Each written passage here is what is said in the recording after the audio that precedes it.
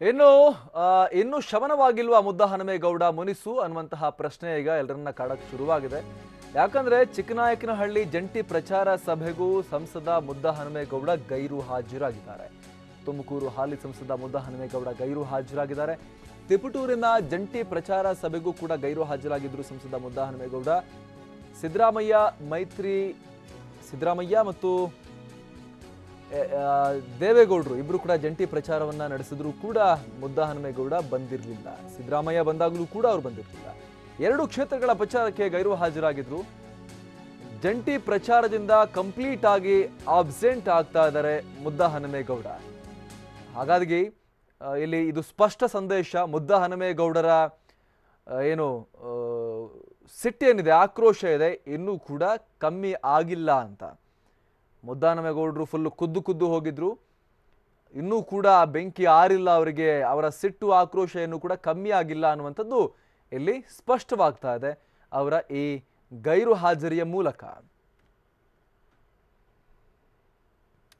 ಮತ್ತಷ್ಟು ಮಾಹಿತಿಯನ್ನ ನಮ್ಮ ಪ್ರತಿನಿಧಿ ಮಹೇಶ್ ನೀಡ್ತಾರೆ. ಮಹೇಶ್, ಮುದ್ದಹನುಮೇಗೌಡರ ಈ ಎರಡೆರಡು ಪ್ರಮುಖ ಸಭೆಗಳಿಗೆ ಅವರು ಗೈರು ಹಾಜರಾಗಿರುವಂಥದ್ದನ್ನು ನೋಡ್ತಾ ಇದ್ರೆ, ಏನವರು ತನ್ನ ಸ್ಥಾನ ಹೋಗಿದ್ದಕ್ಕೆ ಖುದ್ದು ಹೋಗಿದ್ರು, ಆ ಸಿಟ್ಟು ಸೆಡವು ಇನ್ನೂ ಕೂಡ ಚೂರು ಕಮ್ಮಿ ಆಗಿಲ್ಲ. ಅವ್ರು ಯಾವ ಕಾರಣಕ್ಕೂ ಕೂಡ ದೇವೇಗೌಡರ ಪರ ಕೆಲಸ ಮಾಡಲ್ಲ ಅನ್ನುವಂಥದ್ದು ಈ ಕ್ಷಣಕ್ಕೆ ಇದು ತೋರಿಸ್ತಾ ಇದೆ ಅಂತ ಅನ್ಸುತ್ತೆ ಮಹೇಶ್. ಹೌದು ಅಮರ್ ಪ್ರಸಾದ್, ಏನು ಇವತ್ತು ನಡೆದಂತ ಸಭೆಯಲ್ಲಿ ಈಗಾಗಲೇ ಏನು ತಿಪ್ಟೂರು ಮತ್ತೆ ಚಿಕ್ಕನಾಯಕನಹಳ್ಳಿ ಸಭೆ ನಡೆದಿರುವಂತದ್ದು, ಇದಕ್ಕೆ ಒಂದು ಏನು ಸಂಸದ ಮುದ್ದಹನುಮೇಗೌಡರು ಬೇರೆ ಆಗಿರುವಂತದ್ದು, ಇದರ ಜೊತೆಗೆ ಏನು ಬಂಡಾಯ ಅಭ್ಯರ್ಥಿಯಾಗಿ ಸ್ಪರ್ಧೆ ಮಾಡಿ ಮತ್ತೆ ಸ್ಪರ್ಧಿಸಿ ನಾಮಪತ್ರ ವಾಪಸ್ ತೆಗೆದುಕೊಂಡಂತ ಕೆ.ಎನ್. ರಾಜಣ್ಣವರು ಕೂಡ ಈ ಒಂದು ಎರಡು ಸಭೆಗೆ ಬೇರೆ ಆಗಿರುವಂತದ್ದು. ಈಗ ಸದ್ಯ ಇನ್ನೇನು ಕೆಲವೇ ಕ್ಷಣಗಳಲ್ಲಿ ಮಧುಗಿರಿಯಲ್ಲಿ ಒಂದು ಸಭೆ ಕೂಡ ನಡೆಯುತ್ತೆ, ಇಲ್ಲಿ ಜಂಟಿ ಪ್ರಚಾರ ಸಭೆ ನಡೆಯುತ್ತೆ. ಈ ಒಂದು ಕಾರ್ಯಕ್ರಮಕ್ಕೆ ಸಂಸದ ಮುದ್ದಹನುಮೇಗೌಡರು ಮತ್ತೆ ರಾಜಣ್ಣ ಬರುವ ಸಾಧ್ಯತೆ ಇದೆ ಅಂತಾನೆ ಹೇಳಲಾಗ್ತಿದೆ.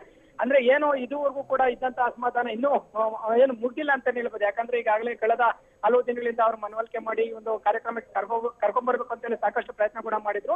ಆದ್ರೆ ಸಿದ್ದರಾಮಯ್ಯ ಬರೋ ಒಂದು ಕಾರಣಕ್ಕೋಸ್ಕರ ನಾವು 10ನೇ ತಾರೀಕು ನಾಳೆ ಬರ್ತೀನಿ ಅಂತ ಕೂಡ ಹೇಳಿದ್ರು ಅಂತೇಳಿ ಮಾಹಿತಿ ಇರುವಂತದ್ದು.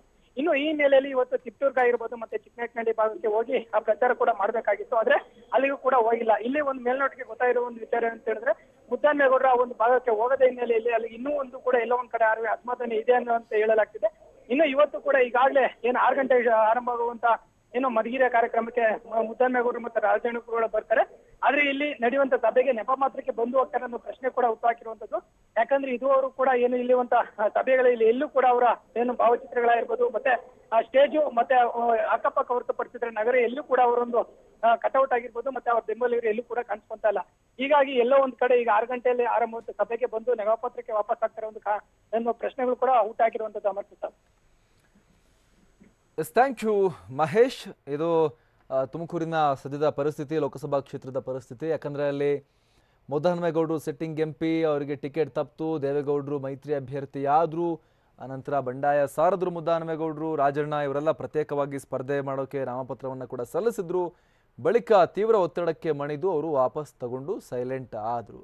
ಆದರೆ ದೇವೇಗೌಡರ ಪರವಾಗಿ ಅವರೆಲ್ಲೂ ಕೂಡ ಪ್ರಚಾರವನ್ನು ಮಾಡ್ತಾ ಇಲ್ಲ, ಸಭೆಗೆ ಪಾಲ್ಗೊಳ್ತಾ ಇಲ್ಲ.